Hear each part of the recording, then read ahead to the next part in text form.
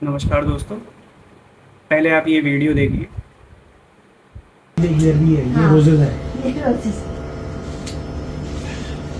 है, ये है हमें हवा के लिए चाहिए। लेकिन फिर भी ये राहु छत का कारक है और ये बुध के गमले हैं, तो यहाँ पे बिल्कुल भी नहीं। आपकी बेटी बहुत परेशान हो जाएगी, आज नहीं तो ससुराल में परेशान हो जाएगी। इन्हें तुरंत हटवाइए, सबको बिल्कुल खाली करा दीजिए छत। ये सबसे ज्यादा खतरनाक है। देखिए मैं तो इसलिए स्पष्ट बोलती हूँ, कल को मुझे से नहीं रखती कि रख सकती आपकी किसी डिप्रेशन का और आपकी ओवर थिंकिंग का कारण ही ये सब चीजें, हर इनका कोई चीज का। इनकी तो दोस्तों, जैसे आपने वीडियो देख ली होगी, मैडम बता रही हैं कि छत जो कारक होता है, छत का जो कारक होता है वो राहु देव होते हैं। बिल्कुल सही बात कही उन्होंने। और छत पे गार्डन राहु देव की वजह से नहीं लगाना चाहिए। बस इसी बात से हम एग्री नहीं करते। देखिए, जो ग्रीन प्लांट्स होते हैं उसका जो कारक होता है वो होते हैं, भगवान बुद्ध होते हैं। और राहु देव और भगवान बुद्ध की ना आपस में मित्रता होती है। तो ऐसे में ऐसी कोई दिक्कत नहीं है कि आप छत पे टेरेस गार्डन या गार्डन नहीं लगा सकते, गार्डन लगा सकते हैं जी। देखिए, आजकल का वैसे भी समय ऐसा हो चुका है कि फल सब्जियां अगर आप लेने जाते हैं पेस्टिसाइड्स की मिलेंगी। तो पेस्टिसाइड्स खाने से अच्छा है कि आप अपना खुद का ही अपना गार्डन बनाएं, उपयोग में लाएं, फल सब्जी उगाएं, फूल उगाएं, भगवान को चढ़ा सकते हैं। आप चंपा, चमेली, गुलाब के पौधे लगाइए, भगवान को रोज फूल चढ़ाइए। देखिए, इन चीज़ों से डरने की कोई बात नहीं है। आजकल बहुत ही अलग अलग तरीके के ज्योतिषी आ चुके हैं, बहुत ही अलग अलग तरीके के वास्तु शास्त्री आ चुके हैं, वो आपको मनगढ़ंत बातें बताएंगे। देखिए, शास्त्रों में केवल इतना बताया गया है कि छत को कबाड़ से नहीं भरना है। छत का कबाड़ का मतलब होता है कि टूटी हुई चेयर, कुर्सियां, टूटे हुए कूलर, लकड़ी, उपलों से भर दिया लोगों ने। जो कबाड़ी को बेचने वाला सामान है वो हमें छत पे नहीं रखना है। जो यूटिलाइजेशन में नहीं है वो हमें छत पे नहीं रखना है। नहीं तो अभी ये कुछ समय बाद ऐसा भी हो सकता है कि कोई ना कोई जाग जाए इन वास्तुशास्त्रियों में से, यूं कहे कि छत पे पानी का टैंक भी नहीं होना चाहिए। और बात गलत भी नहीं है। देखिए, अब राहु और चंद्रमा की तो आपस में दुश्मनी है जी, ग्रहण दोष बनाते हैं। तो कोई गलत नहीं कहेगा। पर देखिए, जो शास्त्रों में लिखा हुआ बात है वो केवल इतनी है कि छत को साफ सुथरा रखें। छत अगर आपकी साफ सुथरी है तो ऐसा कोई दोष नहीं है। आप अपनी मन मर्जी से जो पेड़ पौधे लगाना चाहते हैं वो लगाइए। बस ध्यान रखिएगा, बहुत ज़्यादा बड़े पेड़ पौधे ना लगाएं। जैसे कोई कोई आम का पेड़ ही लगा दिया कहीं आपने, तो देखिए वो तो नुकसान देगा ही। देखिए, इतने बड़े पेड़ पौधे नहीं लगाने हैं, छोटे पेड़ पौधे आप लगा सकते हैं। दूसरी बात जो इनकी मैडम की मेरे को बहुत गलत लगी, वो है कि जी छत पे अगर गार्डन लगाएंगे तो आपकी बहन बेटियों को बड़ी दिक्कत आएगी, उनकी ससुराल में आएगी। अब ये पता नहीं कौन सा वास्तु का नियम पढ़ के आई हैं मैडम, कि जो आदमी इस घर में रह भी नहीं रहा है उसके ऊपर यहाँ के नियम कैसे लागू हो जाएंगे भाई। जो लड़की यहाँ रह रही है उसका तो समझ में आता है कि भाई उसकी शादी में दिक्कत आए या कुछ आए। पर जो आदमी जिसकी शादी हो गई उस पे उसके ससुराल का वास्तु का इफेक्ट आएगा कि मायके का आ जाएगा। ये चीज़ तो हमारी समझ से तो बाहर हो गई है। ये लाल किताब जो यूज़ करते हैं उन लोगों के तो तर्क हो सकते हैं, वैसे मैं लाल किताब को ज़्यादा मानता नहीं हूँ।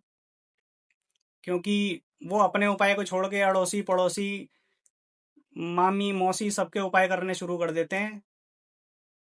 वो तो जी यूं भी कहते हैं कि अगर बृहस्पति 9वें भाव में है तो पूजा भी छोड़ दो, दूसरे भाव में बृहस्पति देव हैं तो घंटी भी मत बजाओ घर में। पता नहीं पूजा पाठ से किसको नुकसान हो रहा है, हमें तो समझ में आता नहीं है ये। अगर आप देखेंगे भी तो ऐसे ऐसे ज्योतिषी हैं, ऐसे ऐसे वास्तुशास्त्री हैं, इनसे अपना शरीर तो समझ संभल नहीं रहा है। फटने को तैयार हो रहे हैं, 1 लाख बीमारियां हैं इनको, दूसरों के घरों की बीमारियां दूर कर रहे हैं ये लोग, दूसरों की बहन बेटियों को बता रहे हैं। देखिए, ये तो इलॉजिकल तर्क हो गया। कि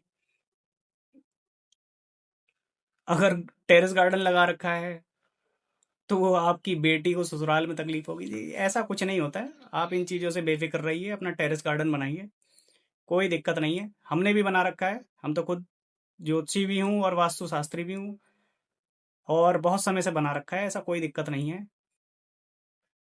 देखिए अगर किसी को दिक्कत आती है, बुध की दिक्कतें जो हैं न्यूरोलॉजिकल डिजीजेज आते हैं। भाई हमारे घर में किसी को न्यूरोलॉजिकल डिजीजेज नहीं है, कोई इतना ज़्यादा स्ट्रेस नहीं है। पता नहीं मैडम कहाँ से बता रही हैं, कहाँ पढ़ लिया इन्होंने। कोई प्रूफ दे दें ग्रंथ का कि भाई टेरेस गार्डन नहीं लगाना है, गार्डन नहीं लगाना है। तो समझ में आता है कि भाई अगर आप किसी प्रूफ के साथ बात कर रहे हैं, तो अगर प्रूफ के साथ बात नहीं कर रहे तो ये कोई तरीका थोड़ा ही ना है। लोगों को आप पब्लिक को डरा रहे हैं, पब्लिक को डरा के उनसे पैसे ऐंठ रहे हैं। देखिए जो अगर कुछ समझ में नहीं आ रहा है आपको वास्तु विजिट में, तो ऐसे लोगों को डराना बंद कर देना चाहिए।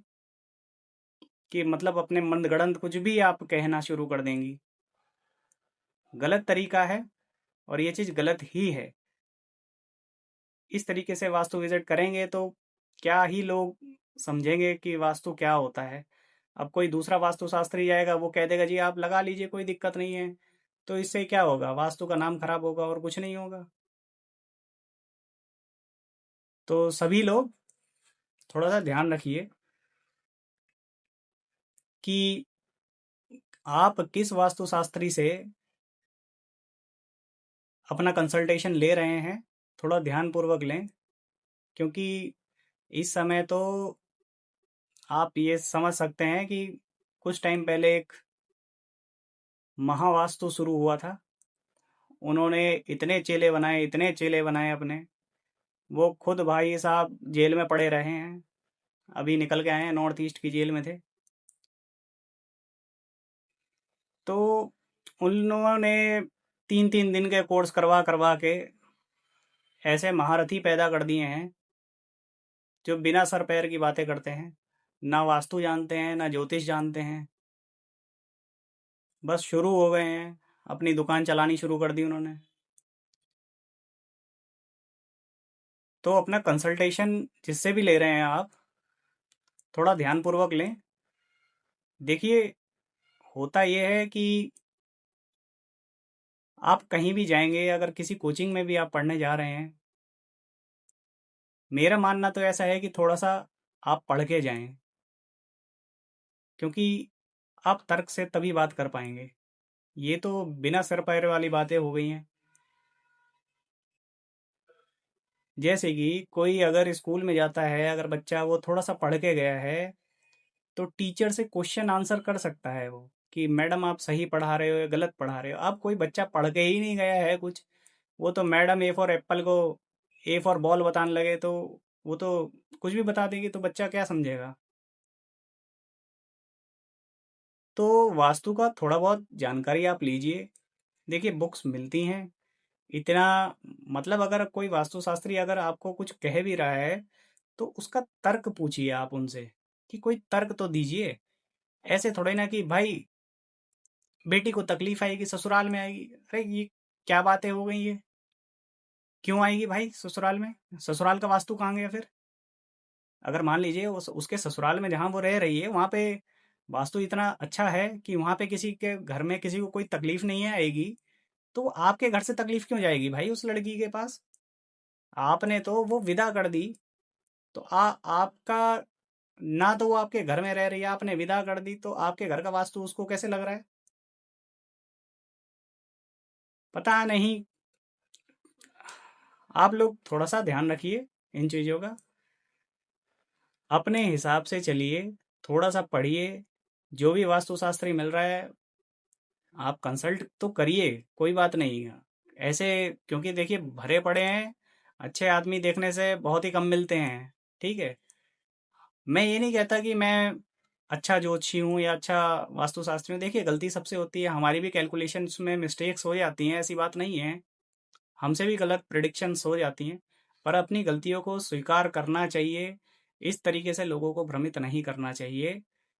देखिए हमसे, मैंने अपने जीवन में काफ़ी कंसल्टेशन करे, पर कुछ कंसल्टेशन में अगर माइंड डिस्टर्ब होता है आदमी का या कहीं और सोच रहा होता है तो हो सकता है कि हमारी प्रिडिक्शन थोड़ी बहुत ऊपर नीचे हो जाए। नहीं होता जी ऐसे। तो अपनी, अगर हम आपकी कंसल्टेशन गड़बड़ हो रही है, गलती हो रही है, आप अपने क्लाइंट को फ़ोन करके दोबारा बता दीजिए कि जी हमसे ये गलती हो गई है, हम क्षमा चाहते हैं इस चीज़ के लिए। देखिए मैं तो ऐसे ही करता हूँ, अगर मुझसे कुछ गलती हो जाती है, मैं देखिए शाम को बैठता हूँ, मैं अपना देखता हूँ कि भाई मैंने आज जो दिन भर में प्रेडिक्शंस ली हैं या जो भी कंसल्टेशन की है कि मुझसे गलती कहाँ हुई है।